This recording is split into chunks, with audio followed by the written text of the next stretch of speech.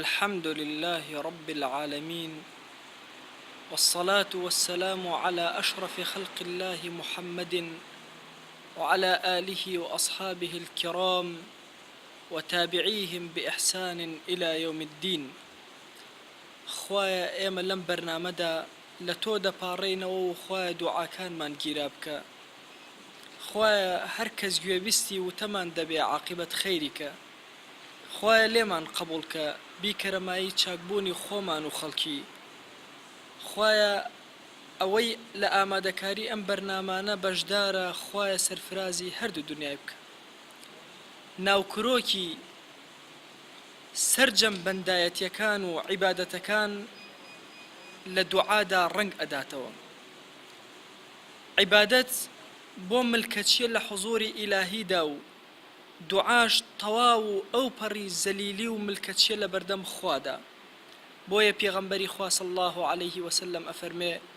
الدعاء مخ العبادة، لە ڕیوایەتێکە الدعاء هو العبادة، واتە دوعا پاڕانەوە لە رب العالمین ناوکرۆکی عیبادەتەکانە. لە ڕیوایەتێکە ئەفەرمێ الدعاء هو العبادة، واتە دوعا هەر دوعا عیبادەتە، دوعا بریتیە لە عیبادەتکردن. خوا جل جلاله لە قورئانە ئەفەرمێ ادعوني استجب لكم، ئێوە داوام لێ بکەن، دوعا بکەن، بپاڕێنەوە ئەستەجب لەکم، من جوابتان ئەدەمەوە. ئەمە وعدێکی ئیلاهیە بە ئێمە، هەر کاتێ ئێمە لە رب العالمین بپاڕێنەوە خوا جل جلاله پەروەردگار جل جلاله جوابمان ئەداتەوە. خوایەک بەو عەزەمەت و گەورەیە،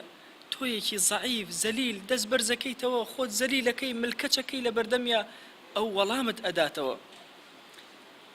دوعا عیلاقەیەکی پتەوە لە نێوان عەبد و خوادا. مامۆستا گوڵان ئەفەرمێ دوعا بریتیە لە عەرزی فکری ئینسانەکان لە بەردەم خوایە جل جلاله. چی بە خەیاڵ و فکر تا دێ، ئەوەی کە لە مادیگەرایی پێت ناکرێ، ئەوەی کە ناتوانی دەستەوسانی بڕۆ جێبەجێیکە، بڕۆ لە بەردەم رب العالمینە بەیانی کە عەرزی کە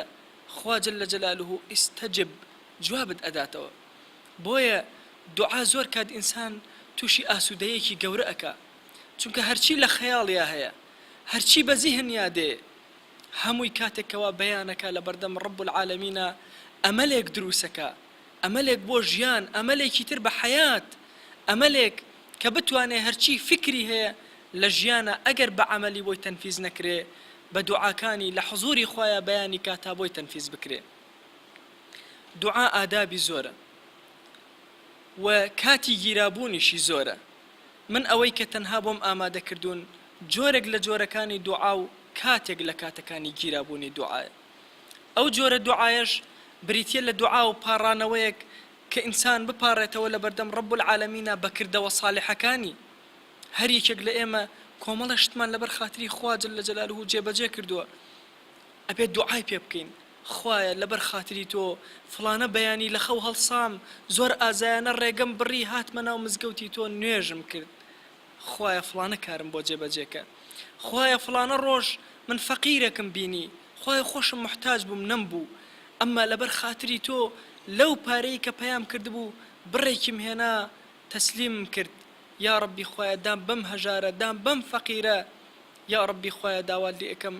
بە ناوی جوانت بە سیفەتی بەرزت خوایە دوعام لێ قبوڵکە.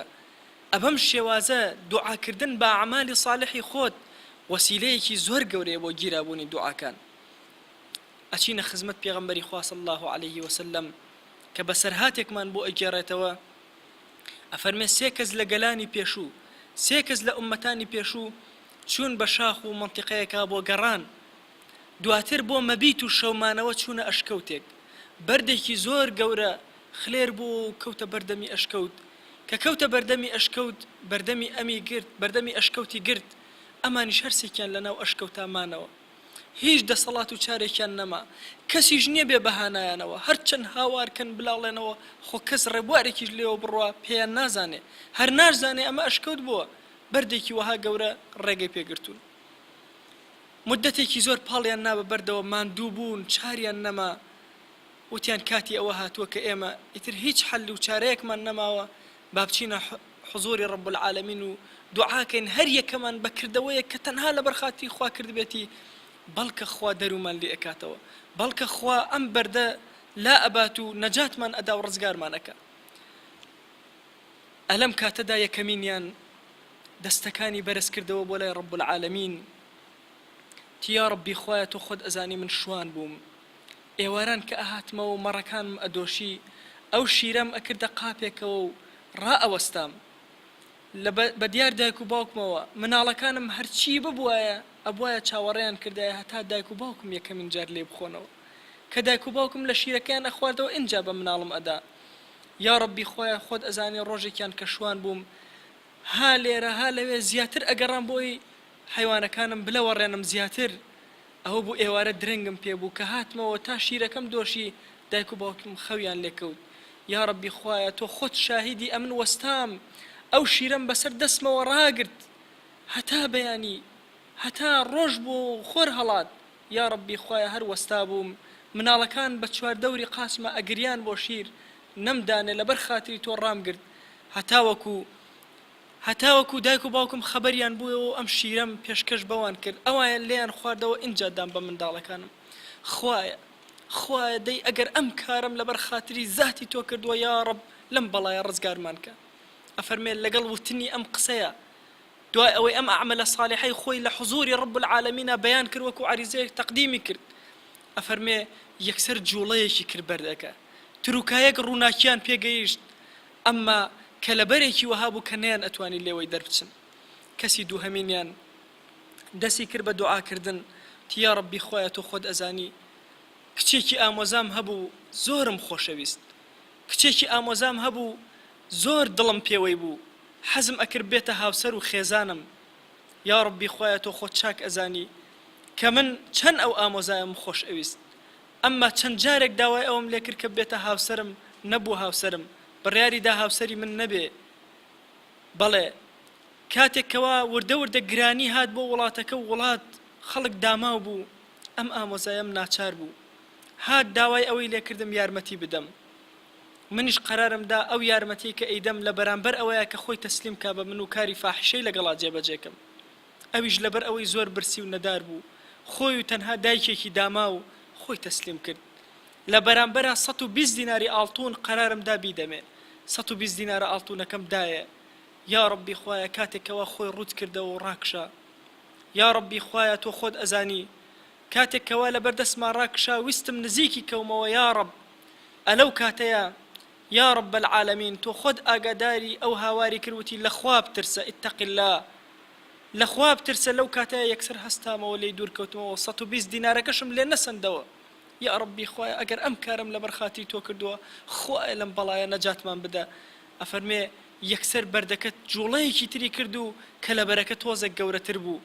ئەمما هەر ئەوەندە نەبوو کە ئەمان بتوانن لێوەی دەربچن و نەجاتیان ببێ ئەفەرمێ کەسی سێهەمیان ڕووی کردە بارەگای ڕەب العالەمین دەستەکانی بەرز کردەوەتی یا ڕەبی خۆیە تۆ خۆت ئەزانی من ڕۆژێک تا ئێوارە ئیشم بە چەند کرێکارێک کرد ئیشم بە چەند کرێکارێک کرد هەتا ئێوارە یا ڕەبی خۆیە تۆ خۆت ئاگاداری ئێوارە کە پارەکەم دانێ یەکێک لە کرێکارەکانم تووڕە بوو پارەکەی وەرنەگرت و بە عاجزی ڕۆشت خۆیە تۆ خۆت ئەزانی کاتێک کە بە عاجزی ڕۆشت من ئەو پارەیەم بۆ خستە ناو کەسابەتەوە لە ناو کەسابەتا بۆم دانا کاتێک کە لە ناو کەسابەتا بۆم دانا وردە وردە زیادی کرد کە کاتێک هاتەوە بۆ ئەوەی پارەکەی بدەمەوە پارەیەکی کەم بوو بە شیوەڵێک لە وشتر و لە مانگا و لە مەڕ و چەندین خادمیشم بۆ کڕی بوو کە خزمەتی ئیشەکانی ئەوی ئەکرد هاتەوە وتی ئەی عەبدی خوا تۆ قەرزاری منی قەرزەکەم بەرەوە منیش پێم وت ئەو شیوەڵەکە ئەبینی چی عەبدی تایە چی مەڕ و ماڵاتی تایە هەمووی هی تۆیە ئەڵێ وتی عەبدی خوا تخوا گاڵتەم پێ مەکە کە چۆن تووڕەت کردم و پارەکەم وەرنەگر ئاوا گاڵتەم پێ مەکە وتم وەڵڵاه گاڵتەت پێ ناکەم ئەوە بۆ تۆ بڕۆ ئەڵێ ڕۆژت یا ڕەبی خۆیە هەر هەمووی برد یەک دەنگیشی بەجێ نەهێشت خۆیە